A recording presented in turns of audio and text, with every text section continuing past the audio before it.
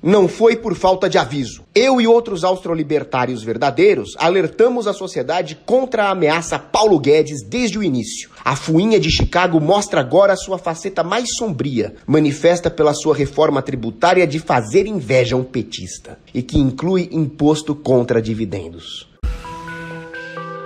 Este é o Visão Libertária, sua fonte de informações descentralizadas e distribuídas. Se há um aspecto do liberal Paulo Guedes que rivaliza com seu grau de socialismo, é seu grau de cinismo. Tentando justificar a tributação de dividendos em 20% no seio de um governo que jurou que não ia aumentar nem criar impostos, o ministro da Deseconomia afirmou que ninguém morrerá de fome por isso. Qualquer pessoa que tenha estudado meia hora de ciência econômica sabe que toda intervenção estatal na economia, por necessariamente reduzir a formação e acúmulo de capital, rebaixa à miséria uma parcela da população marginalmente acima deste limiar. E isso mata de fome. Eu me perguntaria como o diploma de economista de Guedes não é cassado depois de sua afirmação descabida, se eu não soubesse que tais certificados do MEC só aumentam as chances do portador se tratar de um sofista. Analisemos em detalhes os efeitos nefandos do imposto contra dividendos. Toda atividade empresarial é de risco e sua rentabilidade, quando concretizada, se dá a prazo. Consequentemente, toda empresa requer investimento. O funcionário investe seu tempo e energia esperando receber salário ao final de um período. Assim como o fornecedor, que investe a mercadoria vendida, esperando ser pago. Como toda empresa requer capital de giro, aportes e acesso a crédito, segue que fornecedores e mão de obra não são suficientes para manter suas operações. Ela necessita investidores que também esperam retorno. O acionista é um investidor que adquire papéis correspondentes a uma fração da propriedade da empresa, chamados ações. Uma das formas mais clássicas de remunerá-lo é a distribuição de dividendos, que se dá proporcionalmente ao lucro líquido e à porcentagem destas ações em posse de cada acionista, conforme as políticas específicas de cada firma. Ora, se tributar salários diminui a taxa de emprego e se tributar a venda B2B, business to business, diminui a disponibilidade de insumos, é óbvio que tributar dividendos diminuirá o fluxo de investimentos. Num mercado competitivo e para que competitivo se mantenha, as empresas precisam inovar constantemente para não terem suas taxas de lucro dissipadas.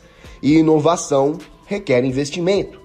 Se os acionistas forem punidos com impostos contra seu retorno, terão menos incentivos para investir, o que tornará o mercado inóspito para a inovação, matando os pequenos players e acomodando os grandes em posições de oligopólio ou monopólio. A perspectiva de queda no fluxo dos investimentos oriundos dos acionistas tornará mais difícil a captação de recursos e desvalorizará as ações das empresas, derrubando os números nas bolsas de valores. Ao mesmo tempo em que as firmas passarão a depender mais de crédito bancário, elevando os juros dos empréstimos, a população será desencorajada a aplicar sua poupança em renda variável, migrando assim de forma artificial para a renda fixa. Uma maior demanda por CDBs, LCIs, baixará sua rentabilidade, prejudicando principalmente as pessoas de baixa renda que já dependiam desses investimentos e desencorajando a poupança na sociedade. Ora, as ações das empresas representam a espinha dorsal da economia real, ou seja, da produção de bens e serviços. É o tipo de empreendedor mais produtivo que sofrerá a maior perda na capacidade de obtenção de recursos e que terá seus projetos inviabilizados pelos juros maiores decorrentes da escassez de poupança. Os rentistas, por sua vez, aumentarão em número, mas perderão em disciplina especulativa e em retorno. Finalmente, o aumento da procura por títulos públicos em uma economia com menor produção real, a despeito da queda dos juros desses títulos, implicará em futuras práticas inflacionárias e aumento geral de impostos para pagar os credores. Um outro efeito terrível da taxação de dividendos é a alteração da estrutura de capitalização das empresas, que se tornará mais alavancada ou seja, com maior proporção de dívida em relação ao patrimônio líquido e, portanto, mais vulnerável. Isto porque o pagamento de juros aos portadores de debêntures é dedutível do total de impostos corporativos. Se os dividendos, além de não serem dedutíveis, ainda por cima forem taxados, haverá um enorme incentivo ao endividamento para evitar tais despesas tributárias, com consequências atrozes para a economia que incluem aumento da frequência e da gravidade dos ciclos econômicos. Às vésperas da crise de 2008, a maioria das compras de papéis de empresas por fundos de private equity era financiada por pelo menos 7 partes de dívida para cada parte de patrimônio líquido. Embora o risco corporativo fosse diluído entre muitos investidores e limitado ao investimento de capital próprio, de forma tal que os fundos conseguiam obter lucros astronômicos com a venda das empresas adquiridas por aquisição alavancada, tratava-se de um esquema insustentável como qualquer coisa baseada em dívidas. A tributação contra dividendos proposta por Paulo Guedes incentivará, portanto, atividades especulativas sem lastro em geração de valor, consumindo os ativos reais das empresas, enquanto enriquece alguns poucos gestores de fundos. Como se isso não bastasse, ocorre ainda o fenômeno chamado lock-in. Por causa do tributo, dividendos serão retidos, distribuídos com menos frequência, o que significa que acionistas segurarão ações por mais tempo do que seria prudente, desperdiçando oportunidades especulativas e de diversificação, o que diminui a velocidade com a qual o mercado financeiro reajusta preços à realidade.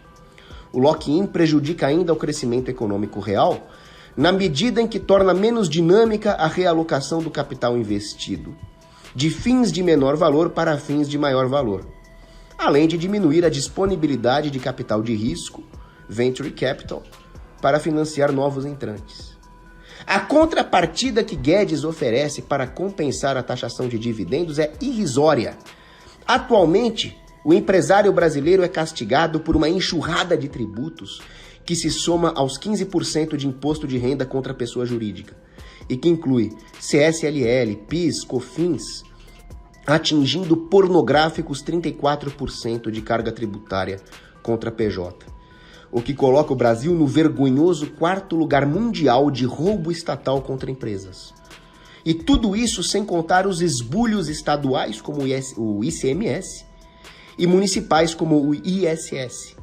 A reforma tributária do atual ministro da Economia prevê uma redução irrisória de 5% na carga corporativa, para aumentar o imposto contra dividendos de 0% para 20%.